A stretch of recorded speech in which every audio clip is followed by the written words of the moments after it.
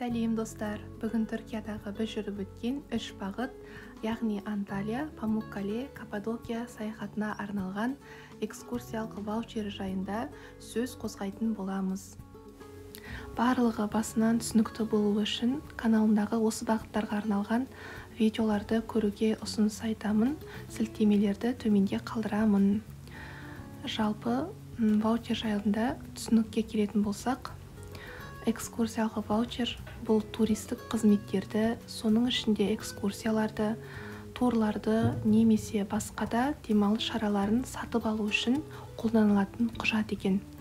Ваучер туристік агенттіктер немесе экскурсия ұйымдастырушылары тарапынан беріледі, және ол белгілі бір қызметтерді немесе шараларды пайдалану құқығын растайды. Жалпы бұл ваучерді мен мүлде күтпедім. Негізі сатып алынуы тиіс екен, бірақ бізге бұйырған бір сыйлық болды. Тіпті ваучер деген сөзді естімеппіз де, кейінгі кездерде саяхаттарды осылай жасап жатыр екен. Яғни бұл турмен болатын саяхат түрі, екі адамға арналған, бірақ тағы да адамдарды қосуға да болады екен. Ваучерді сатып немесе сыйлыққа алғаннан кейін оны бір апта ішінде жандандыру керек, яғни активировать ету керек, белгілі бір сумма арқылы. Жалпы осы тұста айта өтсем, елімізде көптеген тур компаниялар бар екен. Әрине тиісінше әр компанияның жұмыс жасау ережелері де әртүрлі болуы мүмкін. Сондықтан барлығын зерттеп барып, іске кіріскен жөн деп ойлаймын. Бізге бұйырған тур компанияны жаман деп айта алмаймын. Біз алғашқы рет барып тұрғандықтан салыстыра алуға әлі де келмейді, алайда өзіме де жолдасыма да қатты ұнады. Өздері берген жоспардағыдай болды. Сосын ваучер 8 күн 7 түнге 3 қалаға саяхаттауға арналған. Оның ішінде швед үстелі негізіндегі таңғы ас, 3 қаладағы қонақ үйге тегін орналасу, 4 жұлдызды, 5 жұлдызды қонақ үйлер, Анталияны толық саяхаттау, тур барысындағы трансфермен жүру, туризм министрлігінің гид тарихшысы қызметтері тегін жүреді. Ал Памуккале мен Каппадокияда әуе шарларымен ұшу және тағы сол сияқты Иераполис деген қала болды. Соған турникеттен өту арқылы оны көру керек, содан өтуге ақылы болды. Және түскі ас пен кешкі аста ақылы жүреді, яғни олар ұсынатын арнайы пакеттері болады.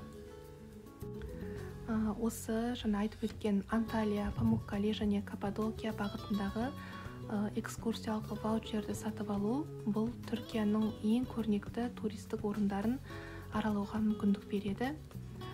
Әдетте мұндай ваучерлер туристік агенттіктер арқылы ұсынылады, және олар бірнеше күндік турды қамтиды. Кейде 10 күнде болатын тур компаниялар бар екен, 10 күн саяхаттайтын, 4 қала көріп саяхаттайтын болады екен. Бізде осындай болды. Жалпы достар, өз ойымды айтып өтетін болсам, енді бұл шетел ғой, шетелге шығу, осындай Алланың жаратқандарын көру, саяхаттау деген нәрсе адамның ойын өзгертеді, түсінігін арттыра түседі. Бір саяхаттау, бір кітапты оқып шыққанмен тең дейді ғой. Расымен де көп нәрсені бірден біліп, көзбен көріп, ақпаратты тыңдап, естіп, оны бөлісу, саяхаттау, қыдыру жалпы адамға ерекше сезім сыйлайды. Сондықтан бұндай саяхатқа, турмен саяхаттауға еш өкінбеймін, қуанамыз, өте қуанышты болдық.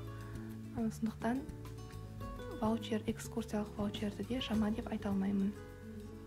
Әрине бұл әр адамның таңдауы, бұл қызметке жүгінсеңіз де болады, немесе сәл-пәл тілді картаны қолдану білсеңіз, өзіңіз де қалтаға сай қаражатпен барып келуге болады. Алғашқы видеода турмен немесе жеке саяхаттаудың нақты артықшылықтары мен кемшіліктері жайында айтқанмын. Тыңдап, соны ескерсеңіздер болады. Саяхаттаңыздар, достар, әлемнің көрікті жерлерін көру баршаңызға бұйырсын дегім келеді.